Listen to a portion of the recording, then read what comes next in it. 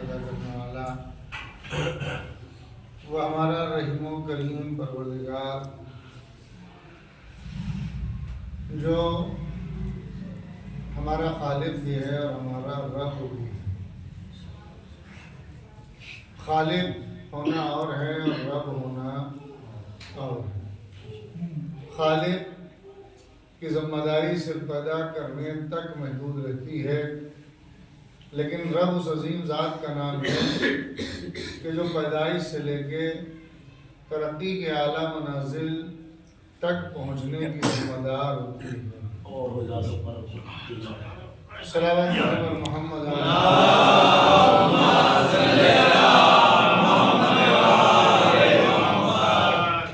رب کے معنی ہی یہ ہیں کہ وہ ابتدائی منازل سے لے کے اس شے کی اعلیٰ منازل تک اپنی کامیاب ترین بلندیوں تک پہنچنے کی ضمانت ہے۔ اسی لیے اللہ رب الناس نہیں ہے،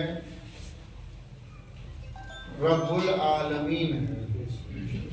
وہ صرف انسانوں کا رب نہیں ہے بلکہ عالمین کا رب ہے، یعنی تمام عالمین کے سلسلے سے اس کی ذمہ داری ہے کہ ہر ایک کو منزل کمال تک پہنچائے۔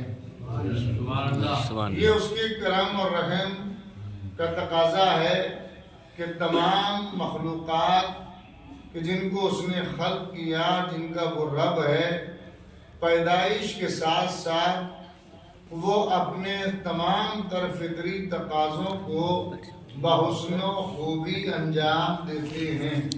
اسے ضرورت نہیں ہے کہ کسی جانور کو بتانے کی کہ تم تسبیح اس طرح سے کرو، اسے ضرورت نہیں ہے کہ کسی کنکر کو یہ کہنے کی کہ تو کلمہ اس طرح پڑھ، اسے یہ کہنے کی ضرورت نہیں ہے درختوں کو کہ تو اس طرح سے اس کی ربوبیت کا ذکر کر، اسے ضرورت نہیں ہے زمین کے لیے کہ بار بار بتائے کہ تیری حرکت یہ ہے، تیرا استقرار یہ ہے، تیری حرکت یوں ہے کہ تو اس طرح اپنے محور پر گردش کر، اس طرح تجھے چلنا ہے، اس طرح نہیں چلنا ہے۔ جس دن سے زمین خلق ہوئی ہے جب تک رہے گی اپنے محور پر قائم رہے گی۔ آسمان کا شاہجہاں جس وقت سے خلق ہوا ہے جب تک رہے گا اپنی حیت پر باقی رہے گا۔ سورج کا انداز جب سے پیدا ہوا ہے جب تک رہے گا، اس میں ذرہ برابر تبدیلی نہیں ہے، چونکہ اس رب نے اسے جس حیت پا جس انداز پر خلق کیا ہے ان میں مجال نہیں ہے کہ ذرہ برابر سرکشی کریں، ذرہ برابر انحراف کریں، ذرہ برابر معصیت کریں، ذرہ برابر اس کے حکم کی نافرمانی کریں۔ جس طرح اس نے خلق کیا ہے جب تک رہیں گی اسی حالت اور اسی کیفیت پر رہیں گی۔ نہ جانوروں کو آپ نے دیکھا کہ کسی دوسرے جانور کے سامنے جھک گئے ہوں کہ تو ہمارا رب ہے، نہ پیڑوں کو دیکھا ہوگا ایک پیڑ دوسرے پیڑ کے سامنے سر بسجود ہو کہ تو ہمارا رب ہے۔ تم نے پتھروں کو نہیں دیکھا ہوگا ایک پتھر دوسرے پتھر کے آگے جھک گیا ہو کہ تو ہمارا پروردگار ہے۔ نہیں، ہر ایک کے سلسلے سے جس حیات اور جس حالت پر جسے خلق کیا گیا ہے وہ اپنی حیات پا تا حیات باقی ہے، ذرہ برابر نافرمانی نہیں ہے، ذرہ برابر حکم عدولی نہیں ہے۔ اور یہی وجہ ہے کہ وہ پروردگار مقام فخر میں کہہ رہا ہے یسبح للہ ما فی السماوات و ما فی الارض، جو کچھ زمین و آسمان میں ہے، جو کچھ ان کے درمیان میں ہے، سب صرف اور صرف اسی کی تسبیح کرتے ہیں، کسی دوسرے پروردگار کا کلمہ نہیں پڑھتے، کسی دوسرے اللہ کو نہیں مانتے، کسی کو معبود تسلیم نہیں کرتے۔ جس حیت پر خلق کیے گئے ہیں اسی حیت پر باقی ہیں۔ ہاں یہ تو دکھایا گیا کہ کنکر دست رسالت پر آئے تو کلمہ پڑھا، درختوں کے درمیان رسول گزر گئے تو سلام کرتے ہوئے نظر آئے۔ زمین کی حرکت اگر دست ید اللہ پاتی ہے تو سکونت پذیر ہو جاتی ہے۔ اگر سورج اپنے حاکم کی کی اطاعت کا فرما بردار نہ ہوتا تو اشارے پر پلٹ کے نہ آتا، اگر فرما بردار نہ ہوتا تو اشارے پر دو ٹکڑے نہ ہوتا، اگر ستاروں کو اپنا مقصود نظر پہچانوانا نہ ہوتا تو ستارہ در علی پر نہ آ جاتا۔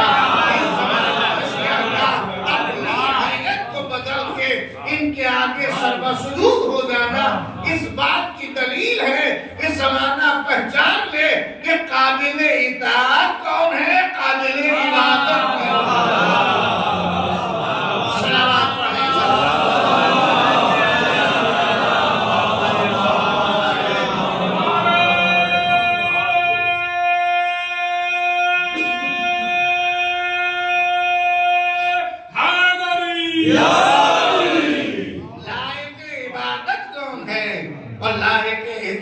کون ہے؟ بس عزیزان محترم محسوس کریں کہ لائق عبادت کون ہے اور لائق اطاعت کون ہے، کس کی اطاعت کی جائے گی، کس کی عبادت کی جائے گی۔ یہ آیت کریمہ جس کو سرنامہ سخن قرار دیا، اس میں اللہ اپنا فیصلہ سنا رہا ہے۔ قضا ربک، تمہارے رب کا فیصلہ یہ ہے کہ لا تعبدوا الا اياه، اس کے علاوہ کسی کی عبادت نہیں کی جائے گی۔ وَبِالْوَالِدَيْنِ إِحْسَانًا، تم اپنے والدین کے ساتھ حسن سلوک کرو، تم ان کے ساتھ اچھے برتاؤ سے پیش آؤ۔ یاد رکھو کہ نہ اللہ کی عبادت کرنے سے اس کے حدود الوہیت میں اضافہ ہوتا ہے، نہ ماں باپ کی اطاعت کرنے سے ان کی حدود اطاعت میں ذرہ برابر اضافہ ہوتا ہے۔ توجہ فرمائیں، اگر اللہ کو اللہ نہ مان کے سجدہ نہ کرو تو اس کی الوہیت میں فرق نہیں پڑتا، تمہاری نالائقی کا اظہار ہوتا ہے۔ اگر والدین کے ہوتے ہوئے تم ان کی اطاعت نہ کرو تو والدین کی عظمت پر فرق نہیں پڑتا، تمہاری نالائقی کا ثبوت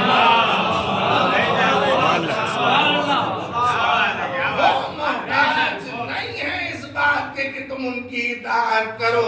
اطاعت کر کے تم اپنے آپ کو مقام اطاعت میں لا کے کھڑا کر کے یہ فیصلہ کرنا چاہتے ہو، میرے معبود اگر تیرا یہ فیصلہ ہے تو تیرے فیصلے کے آگے ہم سر بسجود ہیں، ہم تیری عبادت بھی کریں گے اور والدین کے ساتھ حسن سلوک بھی کریں گے۔ والدین اس لیے نہیں ہے کہ تم انہیں فراموش کر دو، انہیں بھلا دو، انہیں مٹی کے نیچے دابنے کے بعد تم یہ سمجھ لو کہ ہمارا فریضہ ادا ہو گیا۔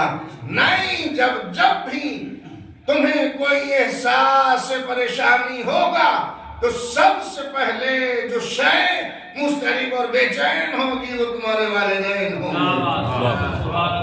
اسی لیے پیغمبر کی خدمت میں ایک شخص پہنچا اور پہنچنے کے بعد کہتا ہے سرکار بڑا پریشان ہوں، کام نہیں چلتا، روزگار نہیں ہے، بڑی مصیبتیں ہیں۔ پیغمبر نے مسکرا کے فرمایا اپنے والدین کے پاس جاؤ اور ان سے دعا کا مطالبہ کرو، ان سے دعا کا مطالبہ کرو، اور یاد رکھو جب چلنے لگا یاد رکھو ٹھہر جاؤ، جب والدین کے پاس جانا تو خالی ہاتھ نہ جانا، خالی ہاتھ نہ لے جانا، کوئی تحفہ لے کے جانا۔ جب تحفہ لے کے جاؤ گے، چونکہ یہ فطری تقاضا ہے کہ تحفہ پانے کے بعد تحفہ پانے والا تحفہ دینے والے کے لیے دعا ضرور کرتا ہے۔ خالی ہاتھ نہ جانا، ان کے لیے تحفہ لے کے جانا۔ جب تحفہ لے کے جاؤ گے تو دستے دعا بھی بلند ہوں گے، لبے دعا بھی کھل جائیں گے، اور یاد رکھو اللہ سب کی دعائیں رد کر سکتا ہے، والدین کی دعا اولاد کے حق میں رد نہیں کرتا۔ والدین کی دعا اولاد کے حق میں رد نہیں کرتا ہے۔ یاد رکھو جب تحفہ لے کے جاؤ گے وہ دعا کریں گے تمہارے لیے تو دعا ضرور قبول ہوگی. کھڑا ہو گیا سرکار والدین تو اس دنیا میں نہیں ہیں. نہیں ہیں والدین. کہا سرکار دونوں نہیں ہیں. کہا دونوں کی قبر پہ جاؤ اور قبر پہ جانے کے بعد دعا کا مطالبہ کرو. اماں پریشان ہے دعا کر دیجیے. ابا پریشان ہے دعا کر دیجیے. ہاتھ جوڑ کے کھڑا ہو گیا سرکار والدین کا انتقال ہوا بہت کم سن تھا. نشان قبر بھی پتہ نہیں. قبر کا نشان بھی معلوم نہیں ہے. پیغمبر نے ارشاد فرمایا 2 لکیریں کھینچو 2 خط کھینچو. ایک کو تصور کرو کہ یہ باپ کی قبر ہے. ایک کو تصور کرو یہ ماں کی قبر ہے. باپ کی قبر کو تصور کرنے کے بعد اس پر دعا کرو. ماں کی قبر کا تصور کر کے اس پر دعا کرو. میرے معبود یہ تیرا نبی ہے رحمت للعالمین ہے. عجب نے قدرت کی آواز آئے میں نے انہیں مشکل کشا بنا کے بھیجا ہے. مشکل میں پھنسانے کے لیے نہیں بھیجا. مشکل کشا بنا کے بھیجا. جب مشکل یہ ہے تو کوئی تو مشکل کشا ہو. کہ مشکل کشائی یہ ہے کہ 2 خط کھینچ لو. ایک کو باپ کا تصور کرو ایک کو ماں کا تصور کرو. ان سے مطالبہ دعا کرو. ہاتھ جوڑ کے عرض کروں سرکار یہ کیا فرما رہے ہیں؟ کہ یہی تو ایک مزاج بنانا چاہتا ہوں. جب اصل تک پہنچنا ممکن نہ ہو تو نقل بنا کے اصل کا کام لیا جا سکتا ہے. کہاں بیٹھے ہیں؟ جب اصل تک پہنچنا ممکن نہ ہو تو نقل بنا کے اصل کا کام لیا جا سکتا ہے. نقل بنا کے اصل کا کام لیا جا سکتا ہے. عزیزوں پیغمبر اپنی زندگی میں نقل بنوا کے بتا رہے ہیں. یاد رکھو نقل بنانا بدعت نہیں ہے سنت ہے. ذہن نہیں پہنچے تو اور قریب ہو جاؤ اور قریب ہو جاؤ. جب اصل تک پہنچنا ممکن نہ ہو تو نقل بنائی جا سکتی ہے. عزیزوں جب ماں باپ کی قبر کی نقل بنائی جا سکتی ہے تو کیا روضہ حسین کی نقل نہیں بنائی جا سکتی؟ صلوات پڑھیں. اللہم صلی علی محمد و آل محمد. ماں باپ فراموش کرنے کی چیز نہیں ہے. یعنی یاد رکھو یہ تمہیں بھی یاد رکھتے ہیں. یہ تمہیں بھلاتے نہیں ہیں. یہ تمہیں بھی یاد رکھتے ہیں. یاد رکھو دعا کرو تمہاری پریشانیاں دور ہو جائیں گی. تمہاری مصیبتیں دور ہو جائیں گی. تم ان سے فریاد کرو. ماں باپ پریشانی دور کرنے کا ذریعہ ہے. یاد رکھو جوان ذرا میسج لے کے جائیں کہ ماں باپ مشکلات میں پھنسانے والے نہیں ہیں. مشکلات سے نجات دینے والے ہیں. مشکلات سے نجات دینے والے. جب بھی کوئی مصیبت آئے تو یاد رکھو کسی اور کے پاس جانے کی ضرورت نہیں ہے. گھر جاؤ. جب مر گئے قبرستان جاؤ اور قبرستان جا کے ان سے فریاد کرو. وہ تمہارے لیے دعا کریں گے. دعا ہوں گے کہ جن کا تصور یہ ہے کہ مرنے والا مر گیا اب اس کی نہ کوئی طاقت رہ گئی نہ کوئی حیات رہ گئی. نہ حیات نہ حالت کوئی کسی کام کا نہیں رہا. وہ منومن مٹی کے نیچے دب گیا. کوئی حیرت نہیں ہے. کوئی حیثیت نہیں ہے. اس کی دنیا میں مثال دیکھ لیجیے. کیا جسم کا ختم ہو جانا وجود کے خاتمے کی دلیل ہے؟ نہیں عزیزان محترم. دنیا میں محسوس کر لیجئے جسم کے خاتمہ وجود کے ختم ہونے کا ذریعہ نہیں ہے. اگر ذریعہ ہوتا تو گلاب اور تمام عطریات جو بھی زمانے میں موجود ہیں یہ پھولوں کے ختم کے بعد روح نکالنے کا ذریعہ مجموعہ ہے. اور قریب ہو جاؤں. یہ کیا ہے کہ جناب یہ عطر گلاب ہے. یہ کیا ہے؟ یہ عطر بیلا ہے. یہ کہاں سے نکلتا کہ بیلے کے پھول سے. یہ کہاں سے؟ گلاب کے پھول سے. کس طرح نکلتا ہے کہ جناب گلاب کے پھولوں کو اکٹھا کیا جاتا ہے اور ان سے ان کی روح نکال لی جاتی ہے. اور یہ روح شیشیوں میں بند کر لی جاتی ہے، جب تک رہتی ہے اثر رکھتی ہے۔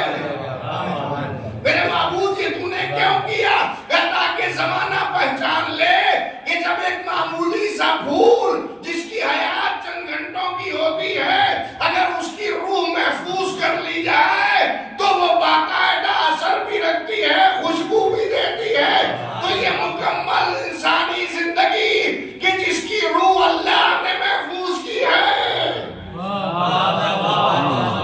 تو یہ اثرات سے کیوں کر محروم رہ جائے گی؟ لہذا اثر رکھتی ہے، اثر رکھتی ہے یہ۔ اور یہی اثر نہ ہوتا، اگر اثر نہ ہوتا تو یہ مزاروں پر بھیڑ نہ ہوتی، یہ درگاہوں پر بھیڑ نہ ہوتی۔ اس بھیڑ کا وجود اس بات کی دلیل ہے، مانگنے والے مانگتے ہیں، ملتا ضرور ہے۔ صلوات پڑھیں۔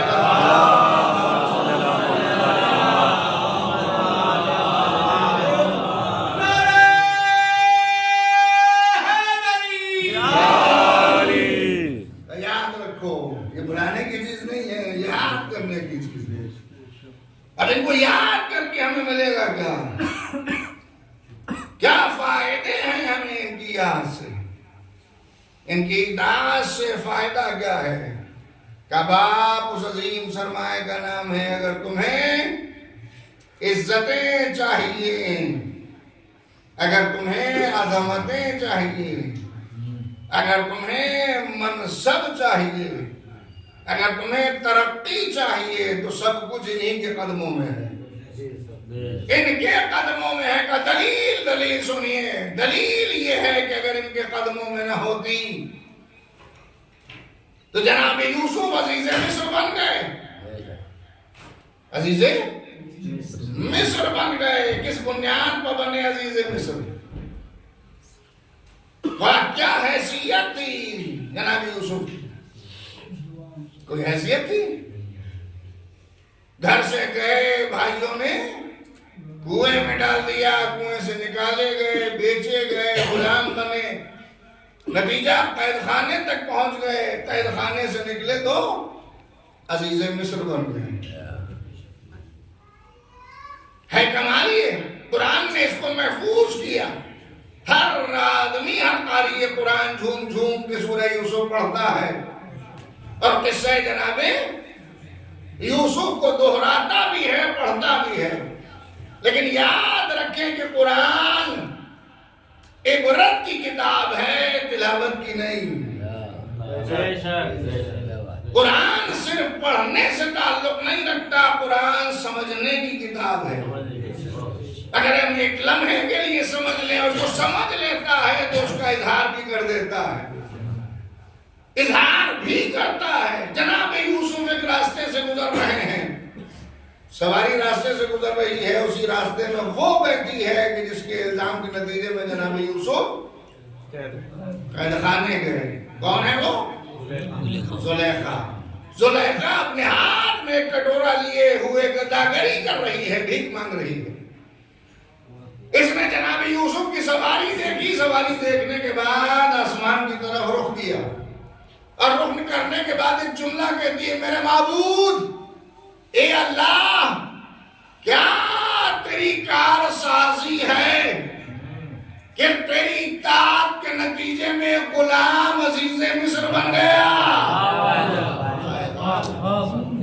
توجہ فرمائیں، تیری اطاعت کے نتیجے میں غلام عزیز مصر بن گیا، تیری نافرمانی کی بنا پر عزیز مصر کی بیوی فقیر بن گئی۔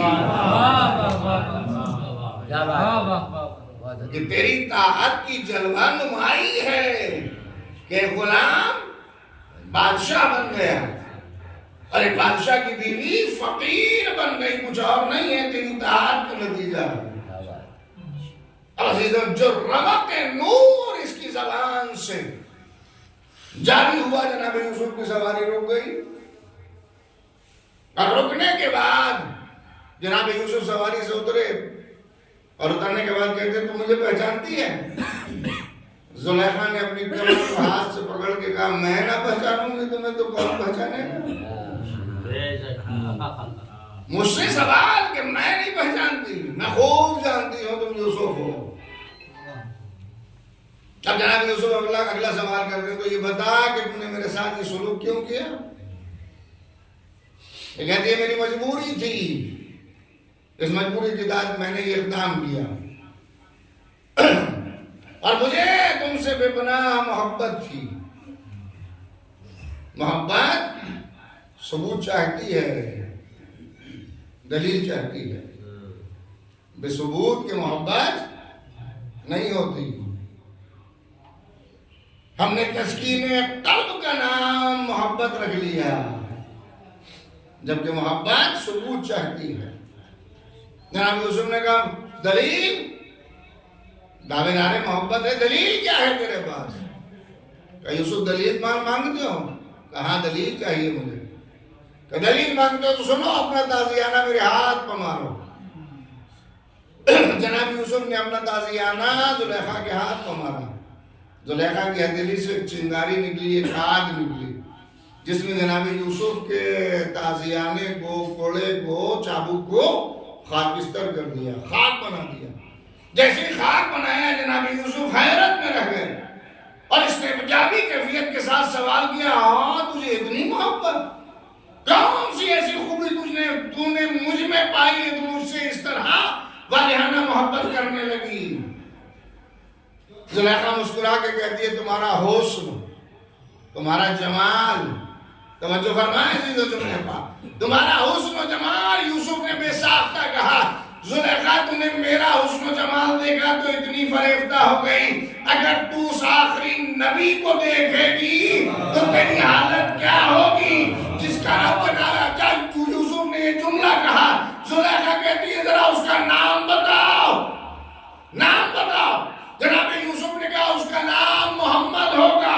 جیسے ہی نام محمد سنا، اللہم صلی اللہ محمد وآل محمد،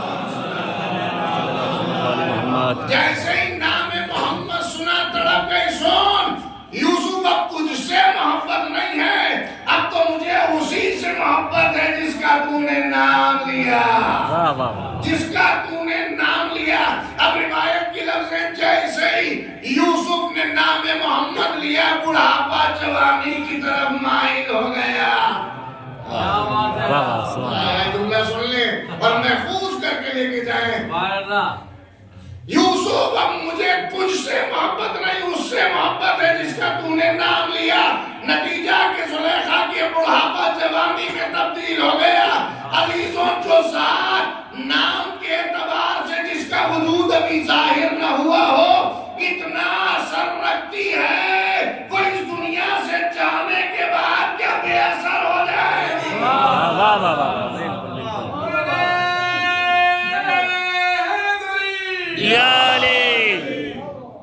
آنے سے پہلے با اثر ہو، وہ آنے کے بعد کا بے اثر ہو جائے گی۔ شاید یہی وجہ ہے کہ زمانہ بے اثر نہ سمجھے کہ یہ جو تھے وہ آج بھی ہیں۔ اسی لیے اذانوں میں کہلوایا، جہاں اللہ کا نام اذان میں لیا جاتا ہے وہیں بلا فاصلہ محمد کا نام بھی ہے۔ جہاں اللہ کی کبریائی کا اعلان ہے وہاں محمد کی رسالت کا اعلان ہے، اور لفظیں بھی بدلی نہیں ہیں۔ کہا گیا اللہ اکبر، اللہ سب سے بڑا ہے، اللہ سب سے بڑا ہے بلا فاصلہ۔ اشہد ان محمد رسول اللہ، ذرا صحیح سے پڑھا کیجئے۔ یہی سب سے بڑی خرابی ہے کہ ہم پڑھنے پر تو پڑھ لیتے ہیں لیکن ہم نے کبھی غور نہیں کیا کہ اعراب بھی کیا صحیح ہونا چاہیے۔ اشہد ان محمد رسول اللہ، اشہد ان محمد رسول اللہ، رسول اللہ، میں گواہی دیتا ہوں کہ محمد اللہ کے رسول ہے، رسول ہیں، محمد اللہ کے رسول ہیں۔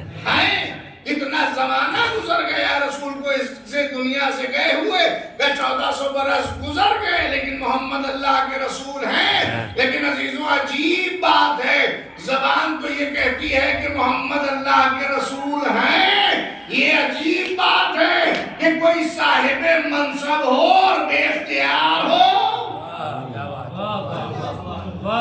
صاحب منصب ہو لیکن با اختیار نہ ہو۔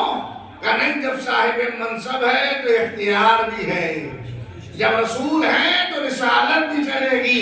اب کمال رسالت وہیں تک محدود نہیں ہے، یہاں بھی محدود ہے اور قیامت تک، اور قیامت کے بعد بھی۔ اور یہی وجہ ہے کہ وہ رسول جو زمانے کے لیے رحمت للعالمین بنا کے بھیجا گیا، تو اس کی حیثیت صرف دنیا تک محدود نہیں ہے کہ اس دنیا میں رحمت للعالمین ہے، کہ جان لو وہ محمد جو اس زمانے میں رحمت للعالمین ہے، وہ اس زمانے میں شفیع المذنبین بھی ہے۔ واہ واہ واہ، یہاں رحمت للعالمین اور وہاں گنہگاروں کی شفاعت کرنے والا شافع محشر ہے وہاں، کہ یہاں بھی اختیار ہے وہاں بھی اختیار ہے۔ تو جب ان کا اختیار یہاں ہے، کہ نہیں جو ان سے وابستہ ہے سب کا اختیار، کہ علی امام العالمین یہاں ہے تو ساقی کوثر وہاں ہے، حسنین امام العالمین یہاں ہے تو جنت کے جوانوں کے سردار وہاں ہیں، فاطمہ سیدۃ النساء العالمین یہاں ہے تو خاتون جنت وہاں ہے۔ اللہم صلی علی محمد وآل محمد۔ خاتون جنت وہاں ہے، کہ اختیار یہاں بھی ہے، اختیار وہاں بھی ہے، اختیار یہاں تک محدود نہیں ہے، وہاں بھی وہی اختیار ہے۔ گشاف محشر ہے وہ، کہ کتنی محبت، کہ یاد رکھو پیغمبر کو اپنی امت سے اتنی محبت ہے کہ جتنی والدین کو اپنی اولاد سے نہیں ہوتی۔ کتنا شفیق اور مہربان ہے وہ نمائندہ الہی جو امت پر مہربان ہے، جس کی رحمت کا تقاضا یہ ہے کہ تیر مارنے والوں کو بھی بددعا نہ دی، پتھر برسانے والوں کو بھی بددعا نہ دی، کانٹے بچھانے والوں کو بھی بددعا نہ دی، دی تو دعائیں ہی دی ہیں۔ اور یہی نتیجہ ہے کہ جو ایک مرتبہ ان کے سامنے آ گیا پھر عالم کفر میں واپس نہ ہو سکا۔ آئے تو اس جذبے سے تھے کہ سب سے برا انسان ہے، لیکن اب جو گئے تو یہ کہتے ہوئے کہ سب سے بہتر انسان ہے، سب سے بہتر انسان ہے۔ واقعہ مشہور ہے، اشارہ کر کے چلا جاؤں گا۔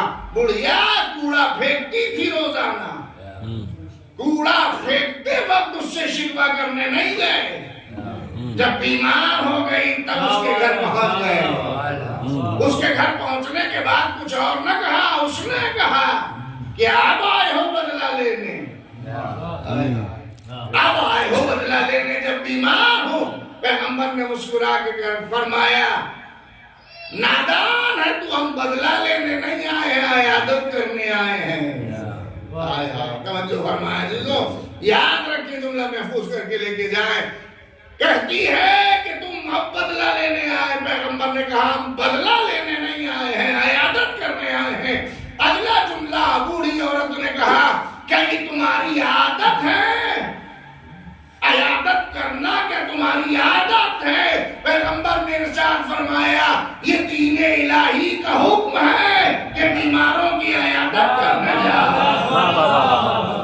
سبحان اللہ، یہ دین خدا کا حکم ہے کہ بیماروں کا علاج کرنے کے لیے جاؤ۔ اب جو کوڑا پھینکنے والی تھی وہ دستے دعا بلند کرتی ہے، کہتی ہے میرے معبود یہ کیسا نمائندہ ہے۔ ابھی تک الہی تصور نہیں تھا، ابھی تک خدائی کی وحدانیت کا کلمہ نہیں تھا۔ کیا کہتی ہے تمہارا دین؟ ہمارے دین کا دستور ہے۔ اب عزیزو یاد رکھیے، ایک جملہ سن لیں کہ عادت کا اثر نہیں ہوتا، عبادت کا اثر ہوتا ہے۔ عادت اثر نہیں رکھتی، عبادت اثر رکھتی ہے، کہ ہمارے دین کا دستور ہے، دین کا دستور ہے۔ تو اب ذرا کلمہ پڑھواؤ، اپنے دین کے معارف سکھاؤ، اب ذرا زمانہ پہچانے، اگر دین محمد اور آل محمد کی سیرت کے قریب دنیا ہوتی تو یہ کبھی نہ کہتی کہ اسلام تلوار سے پھیلا ہے، یہی کہتی کہ اسلام کردار سے پھیلا ہے۔ عزیزان محترم، کیسے؟ کیوں؟ چونکہ پیغمبر کے دل میں ایک شفیق باپ سے زیادہ محبت ہے، اور کیوں نہ ہو، پیغمبر خود ارشاد فرماتے ہیں انا وعلی ابوان من هذه الامہ، میں اور علی دونوں اس امت کے باپ، میں اور علی اس امت کے باپ ہے، باپ ہیں، بولیے باپ ہے، میں اور علی اس امت کے باپ ہے، باپ ہیں، ہم دونوں باپ ہیں۔ عزیزان محترم، علی بھی باپ اور پیغمبر بھی باپ ہیں۔ اب جتنی باپ کے اندر محبت نہیں ہے، جتنی ان دونوں کے اندر محبت ہے، محبت ہے۔ میرے محبوب، سمجھ میں نہیں آتی بات، سمجھ میں نہیں آتی۔ یہ تیرا حبیب کہہ رہا ہے مجھے امت سے اتنی محبت ہے جتنی باپ کو بھی نہیں، اور علی اور محمد دونوں اس امت کے باپ ہیں۔ کیا آپ زمانہ پہچان لے؟ میں اس گلی سے ایک گلی سے نکل رہا تھا، میں یہیں کے کسی سے مثال دوں، قاسم مثلا مراد نگر کی کسی گلی سے گزر رہے تھے، ایک آواز آئی کسی بچے کے رونے کی، اور وہ آواز ان کے بچے کے مشابہ تھی۔ جیسے ہی احساس ہوا کہ یہ میرا بچہ رو رہا ہے، رفتار میں تیزی آئی کہ جلدی سے اپنے آپ کو بچے تک پہنچاؤں، لیکن جیسے ہی پردے ہٹے، بچے کی صورت سامنے آئی، دیکھا بچہ میرا نہیں ہے، دوسرے کا ہے۔ بچہ میرا نہیں ہے، دوسرے کا بچہ ہے۔ کیفیت کیا ہوگی؟ بڑھتے ہوئے قدم پیچھے ہٹ جائیں گے، بھولتی ہوئی سانسیں ٹھہر جائیں گی۔ ارے اب تک جو رفتار میں تیزی تھی وہ اب کیوں نہیں بڑھی؟ کیا بچہ اپنا نہیں ہے؟ بس فرق پہچان لیجئے، یہ ہے دنیا کا دستور۔ لیکن علی ایک راستے سے گزر رہے ہیں، دیکھا ایک ماں دو بچے لیے بیٹھی ہوئی ہے، آگ جلا رہی ہے، دوڑتے ہوئے گھر پہنچے، گھر سے آٹا اٹھایا، آٹا اٹھانے کے بعد گھر خمیر کیا، خمیر کرنے کے بعد روٹیاں پکائی، روٹیاں پکانے کے بعد بچوں کو کھلائی۔ بچے جب شکم سیر ہو گئے تو چار ہاتھ پیروں سے سہنے خانہ میں چلنا شروع کیا، بچوں کو کاندھے پر سوار کیا، غلام تڑپ گیا۔ مولا اب تک تو سب صحیح تھا، یہ کیفیت سمجھ میں نہیں آئی۔ مولا نے ارشاد فرمایا جن بچوں کو میں نے اپنی آنکھوں سے روتے دیکھا ہے، اب ان آنکھوں سے ہنستا دیکھنا چاہتا ہوں۔ صلوات پڑھیں۔ اللہم صلی علی محمد وآل محمد۔ جن آنکھوں سے میں نے روتا دیکھا ہے، اب ان آنکھوں سے میں ان بچوں کو ہنستا دیکھنا چاہتا ہوں۔ مولا یہ آپ کے بچے تو نہیں ہیں؟ کہ نہیں، یہی تو بتانا ہے۔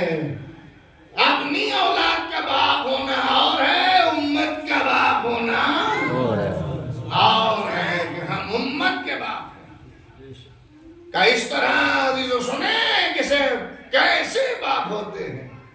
پیغمبر کی خدمت میں ایک شخص آیا اور آنے کے بعد کہتا ہے سرکار کئی گھنٹے ہو گئے میرا بچہ نہیں مل رہا ہے،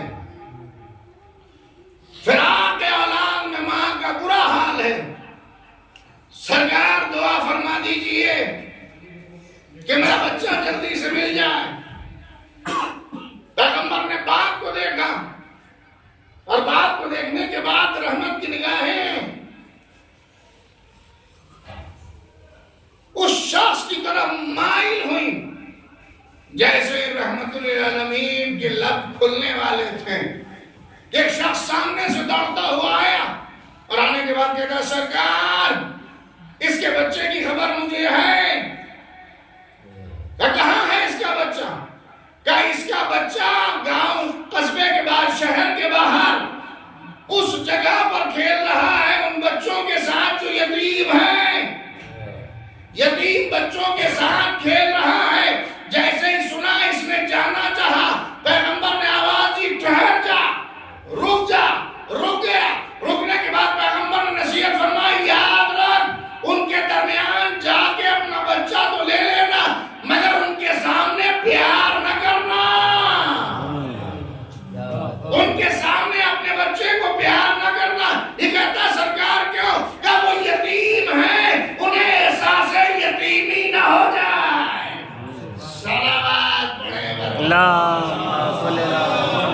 آل محمد. انہیں احساس یتیمی نہ ہو جائے. یہ ہے امت کا باپ. سے کہتے ہیں امت کا باپ علی اور محمد اس دنیا اس امت کے باپ ہیں. عزیزو دو کمال اس دنیا میں دو طرح کے لوگ ہیں. صلوات پڑھیں پر محمد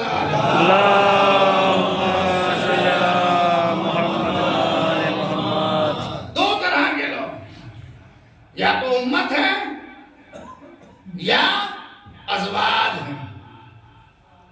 پیغمبر نے فرمایا میں اس امت کا میں اور علی باپ ہوں. امت کا باپ کا حق کیا ہے؟ کہ باپ کا حق اولاد پر یہ ہے کہ وہ اطاعت کرے اور اگر اطاعت نہ کرے تو باپ کو حق ہے کہ وہ آپ کر دے.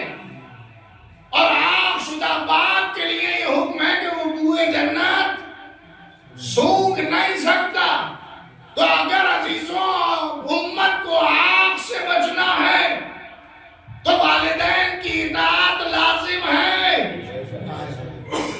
اگر آگ سے بچنا ہے تو علی کی اطاعت واجب, پیغمبر کی اطاعت واجب, چونکہ یہ دونوں باپ ہیں. دوسری قسم ہے ازواج کی کہ ازواج پر تصرف کا حق ہے نفس کو. نکاح کے معاملے میں شادی آپ کے بیٹے کی بڑا اہتمام سے خرچ کیا باپ نے. نکاح کرنے پہنچے, دولہا بنا ہوا ہے بیٹا, اسٹیج سجا ہوا ہے. اب یہ سب کچھ لوازمات کے بعد جو حاصل چیز ہے اس کی طرف آئے ہوئے کہ اب نکاح پڑھوا لیا جائے. بلاؤ مولویوں کو, بلاؤ قاضیوں کو, نکاح ہوگا. نکاح کے لیے بلایا گیا. اب جو پڑھے کہ کیا کر رہے ہو, کہ اس سے لڑکے سے دولہا سے اجازت لیں گے. باپ پکڑ کے کھڑا ہو گیا, بے وقوف ہو, جب میں اس کا باپ موجود ہوں اجازت میں دوں گا, اس کی اجازت کی ضرورت کیا ہے؟ فوراً قاضی مولوی یہ کہے گا میاں انتظام اور خرچ تمہارے ذمے ہے لیکن نکاح کی اجازت تمہارے ذمے نہیں ہے. کہ یہ کون دے گا؟ کہ نکاح کی اجازت لڑکی دے گی, لڑکے سے لی جائے گی, دونوں خود اجازت دیں گے. ان کی اجازت کے بغیر نکاح منعقد نہیں ہوگا. کہ نکاح کے لیے کیوں؟ کہ جناب نکاح ہوتا ہے نفس سے. اب معاملہ آیا دوسرا کہ طلاق اب دونوں میں بنی نہیں بنی. ماں باپ سے نافرمانی ہے, میرا باپ کھڑا ہوا, میں باپ ہوں, اسے طلاق دیتا ہوں. یہ طلاق ہو جائے گی, ہو جائے گی طلاق. باپ طلاق دینا چاہتا ہے کہ نہیں, باپ کے دینے سے طلاق نہیں. کہ طلاق کون دے گا؟ کہ وہی دے گا جس سے نکاح ہوا, وہ نفس دے گا. نفس کہ طلاق و نکاح کا حق ہے نفس کو. ہائے ہائے توجہ فرمائیں, نفس کو طلاق اور نکاح کا حق ہے. امت پر اختیار پیغمبر نے باپ بنا کے علی کو دیا, ازواج پر حق نفس بنا کے علی کو دیا.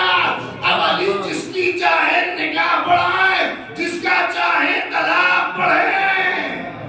صلوات پڑھے اللہم صلی اللہ محمد و آل محمد. اگر متوجہ نہیں ہو تو توجہ فرما لیں, تفصیل بیان کر دیتا ہوں. 2 عورتیں ایک بچے کے شخص کے سلسلے سے, ایک لڑکے کے سلسلے سے جھگڑا کرتی ہوئی آئی حکومت کے دربار میں. لڑکا کہہ رہا ہے یہ میری ماں ہے, ماں کہہ رہی ہے میرا بیٹا نہیں ہے.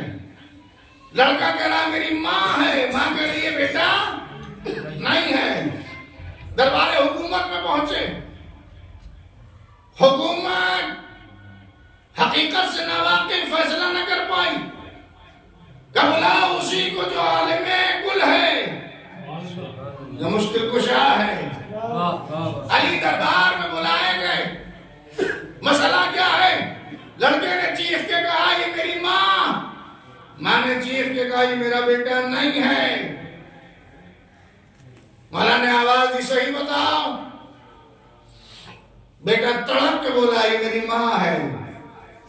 عورت تڑپ کے بولی سرکار آپ جانتے ہیں یہ میرا بیٹا نہیں ہے.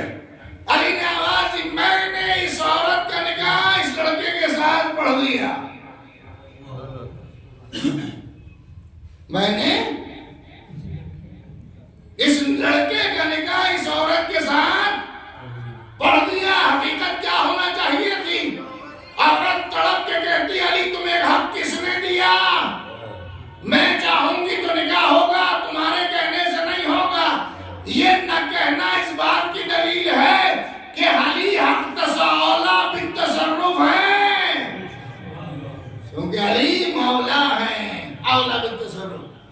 اب جو علی نے کہا میں نے نکاح پڑھ دیا تڑپ گئی نا مولا میرے مولا آپ عالم کل ہیں یہ میرا بیٹا ہے. اب ذرا دوسری طرف اشارہ کر کے چلا جاؤں گا.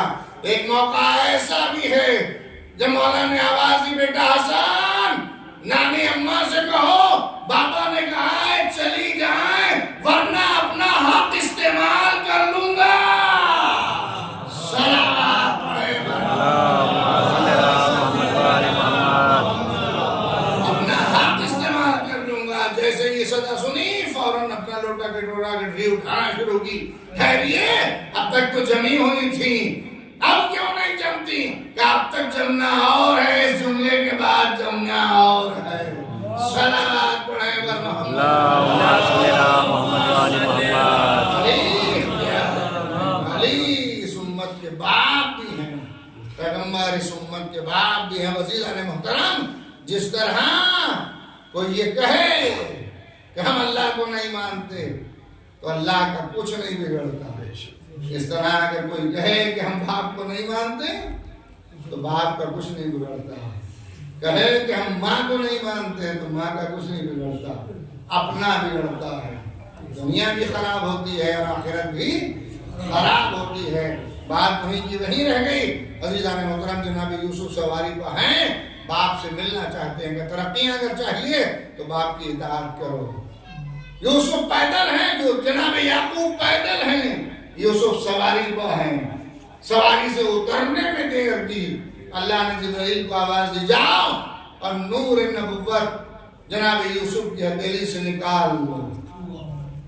نور نبوت نکل گیا. یوسف تڑپ گئے. معبود کیا ہے کہ باپ کی تعظیم نہ کی تو اولاد منصب سے محروم. باپ کی تعظیم نہ کی تو اولاد منصب سے محروم. عزیزوں کو اللہ جو نبی کو اور والد کی تعظیم نہ کرنے کی بنیاد پر اولاد سے منصب چھین سکتا ہے تو وہ ہماری تعظیم نہ کرنے کی بنیاد پر ہماری اولاد سے ترقیاں کیوں نہیں چھین سکتا؟ اگر اپنی اولاد کی ترقی چاہتے ہو تو اپنے والدین کے ساتھ حسن سلوک کرو، اور جب حسن سلوک کرو گے تو والدین کی دعائیں تمہارے حق میں قبول ہوں گی. یقیناً ان کی نکلی ہوئی دعائیں رد نہیں کی جاتی ہیں. اللہ ماں باپ کی دعائیں ضرور قبول کرتا ہے. اور یہی وجہ ہے کہ اللہ نے دکھایا عزیزوں کمال سب ماں کی طرف سے آتے ہیں ماں کی طرف سے. تمام کمالات ماں کی طرف سے ہیں. چونکہ کیوں نہ ہو جب بچہ ماں کے بدن میں ہوتا ہے کھاتی ماں ہے اثر بچے پہ ہوتا ہے، چلتی ماں ہے اثر بچے پہ ہوتا ہے. ڈاکٹر یہی تو کہتے ہیں اونچا نیچا نہ چلنا، سیڑھی نہ چلنا. ارے اگر چڑھے گی تو ماں چڑھے گی، بچے سے کیا مطلب؟ کہ نہیں اس کی رفتار کا بھی اثر بچے پہ، اس کی گفتار کا بھی اثر بچے پا، اس کے کھانے کا بھی اثر بچے پا، اس کے دیکھنے کا بھی اثر بچے پا. عزیزوں یوں کہا جائے یہ زمانے کی کوتا نظری ہے کہ جو یہ کہا جاتا ہے کہ زبان مادری ہے، حقیقت تو یہ ہے کہ وجود مادری ہے. صلوات پڑھیں اللہم صلی علی محمد و آل محمد. لیکن حقیقت یہ ہے کہ یہ وجود مکمل مادری ہے. کس طرح وجود مادری ہے سنیں. آخری بات اس سلسلے کی اور اپنا بیان مکمل کر رہا ہوں. ماں کا وجود کس طرح انسان کی زندگی زندگی کو اثر انداز ہوتا ہے. مرحب جیسا پہلوان خیبر میں جب پہنچا تو یہی کہہ کے پکارا انا الذی سمتنی امی مرحبا، میں وہ ہوں کہ جس کی ماں نے جس کا نام مرحب رکھا ہے. اور علی جیسے امام اور عالم کل نے اس کی بات کو صحیح قرار دیتے ہوئے یہ کہا کہ تو مرحب ہے، یہ تیری ماں کا کرم ہے. کہاں بیٹھے ہیں؟ تو مرحب ہے، یہ تیری ماں کی عطا ہے. اور سن، یہ ماں ہی کی عطا ہے. میں حیدر ہوں، یہ میری ماں کی عطا ہے. تو مرحب ہے، یہ تیری ماں کی عطا ہے. میں حیدر ہوں، یہ میری ماں کا سلیقہ. انا الذی سمتنی امی حیدرہ، میں وہ ہوں جس کی ماں نے جس کا نام حیدر رکھا. عزیز و ماں وہ عظیم سرمایہ ہے جو وجود بنانے والی بھی ہے اور وجود بگاڑنے والی بھی. کیا حیثیت ہے ماں کی؟